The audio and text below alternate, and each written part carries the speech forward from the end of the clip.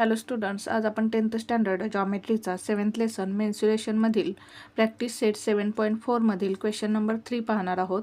पहा आपल्याला क्वेश्चन काय दिला आहे. In the figure if A is the centre of the circle. आता आपल्याला काय दिलेलं आहे पहा, या ठिकाणी आपल्याला सर्कलची फिगर दिलेली आहे. ए हा या सर्कलचा सेंटर आहे. Angle PAR is equals to 30 degree. हा जो अँगल PAR म्हणजे सेंट्रल अँगल थीटाची व्हॅल्यू आपल्याला दिलेली आहे 30 degree. Theta is equals to 30 degree. AP is equals to 7.5. AP म्हणजे सर्कलची रेडियस किती दिलेली आहे आपल्याला 7.5. या ठिकाणी युनिट आपल्याला दिलेलं नाही. Find the area of the segment PQR. आणि जो हा सेगमेंट आहे या सेगमेंटचा आपल्याला एरिया फाइंड करायचा आहे. हा जो कॉर्ड PR आहे आणि ही मायनर आर्क PQR यांनी तयार झालेला हा जो सेगमेंट आहे या सेगमेंटचा आपल्याला एरिया फाइंड करायचा आहे. आता आपल्याला एरिया ऑफ मायनर सेगमेंट काढण्यासाठी फॉर्म्युला माहिती आहे. फॉर्म्युला काय आहे. Area of minor segment is equals to r square ब्रॅकेटमध्ये pi theta upon 360 minus sine theta upon 2. आता आपल्याला आरची व्हॅल्यू दिलेली आहे, थीटाची व्हॅल्यू दिलेली आहे, पायची व्हॅल्यू आपल्याला दिलेली आहे. मग आपण हा फॉर्म्युला यूज करून एरिया ऑफ मायनर सेगमेंट काढून घेऊ. आता प्रथम आपण गिवन लिहून घेऊ. काय काय दिलेलं आहे पहा आपल्याला. अँगल PAR म्हणजेच आपल्याला थीटाची व्हॅल्यू दिलेली आहे 30 degree. And radius of the circle APची व्हॅल्यू रेडियस आपल्याला दिलेली आहे 7.5. Area of the segment PQR आपल्याला फाइंड करायचा आहे. आता आपण फॉर्म्युला लिहून घेऊ.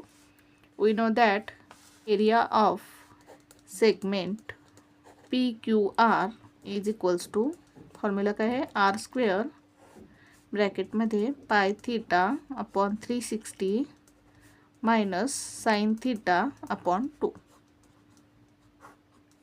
आता आरची व्हॅल्यू काय आहे 7.5. आरचा स्क्वेअर आहे म्हणजे 7.5चा स्क्वेअर.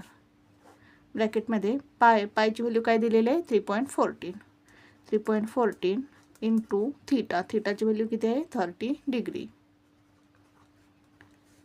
अपॉन 360 मायनस साइन थीटाची व्हॅल्यू किती आहे 30 म्हणजे साइन 30 डिग्री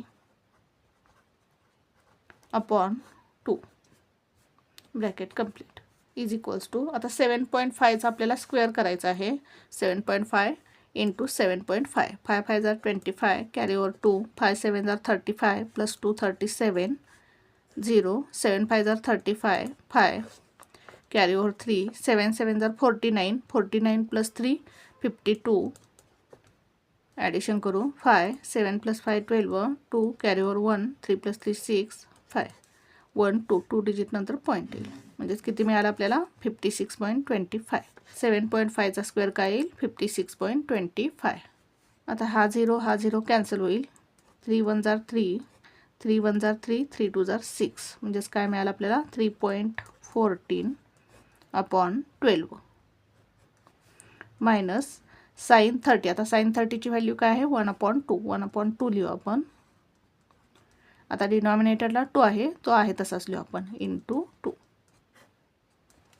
काय केलं आपण साइन 30ची व्हॅल्यू 1/2 घेतली आणि हा डिनॉमिनेटरचा 2 आहे तसा लिहिला. 56.25 ब्रॅकेटमध्ये काय येईल 3.14 अपॉन 12 मायनस 1/2 2 जार 4. आता या ठिकाणी आपण डिनॉमिनेटर इक्वल करून घेऊ. आता या ठिकाणी 12 आहे, 4ला 3ने मल्टिप्लाय केल्यानंतर आपल्याला 12 मिळेल. मग काय करू आपण 4ला आणि या 1ला 3ने मल्टिप्लाय करू.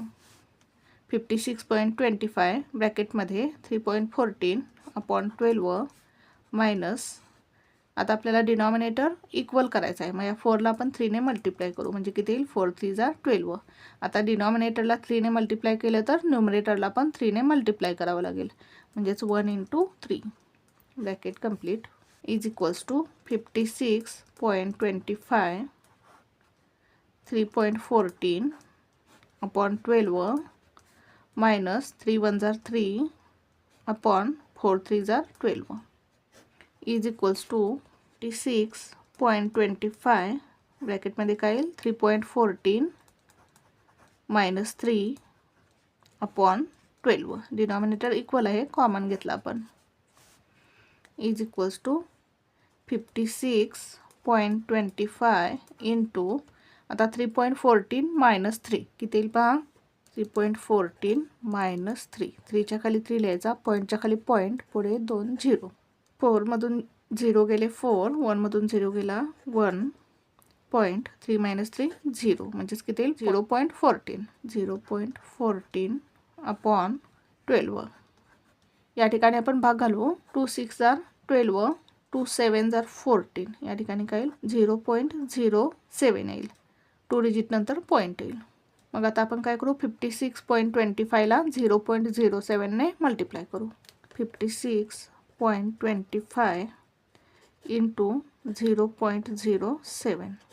7 5 जार 35, कॅरी ओव्हर 3, 7 2 जार 14 प्लस 3 17, कॅरी ओव्हर 1, 7 6 जार 42 प्लस 1 43, कॅरी ओव्हर 4, 7 5 जार 35 प्लस 4 39, 1 2 3 4. 4 डिजिट नंतर पॉईंट येईल. 1 2 3 4 म्हणजेच 3.9375. हे लिहून घेऊ प्रथम आपण. 56.25 into 0.07 upon 6 is equals to, हे मल्टिप्लिकेशन किती मिळालं आपल्याला 3.9375. 3.9375 अपॉन 6. त्याला आपण 6 ने डिवाइड करू. 3.9375 डिवाइड 6. आता या 3ला भाग जात नाही, पॉईंट देऊ आपण. 0.66 जार 36, 39 मायनस 9 मायनस 6 3, 3 मायनस 3 0, 3 येईल. 6 5 जार 30, 33 मायनस 33 7, 6 6 जार 36, 36 मायनस 37 मायनस 36 1, 5 घेऊ. 6 2 जार 12, 15 मायनस 12 3 0, 6 5 जार 30, 30 मायनस 30 0. म्हणजेच आन्सर काय मिळालं आपल्याला 0.65,625. 0.65,625 युनिट आपल्याला दिलेलं नाही. मग आपण या ठिकाणी युनिट लिहू. म्हणजेच आपल्याला एरिया ऑफ सेगमेंट PQR किती मिळाला 0.65,625 युनिट. आपल्याला काय विचारलेला, हा जो मायनर सेगमेंट आहे, या मायनर सेगमेंटचा एरिया आपल्याला फाइंड करायचा होता. किती मिळाला आपल्याला 0.65,625 युनिट. आन्सर लिहू आपण खाली. Therefore area of segment PQR is equals to 0.65,625 unit. अशा प्रकारे आपल्याला हे एक्झाम्पल सॉल्व करायचं होतं. पुन्हा एकदा पहा आपण एक्झाम्पल कसं सॉल्व केलं.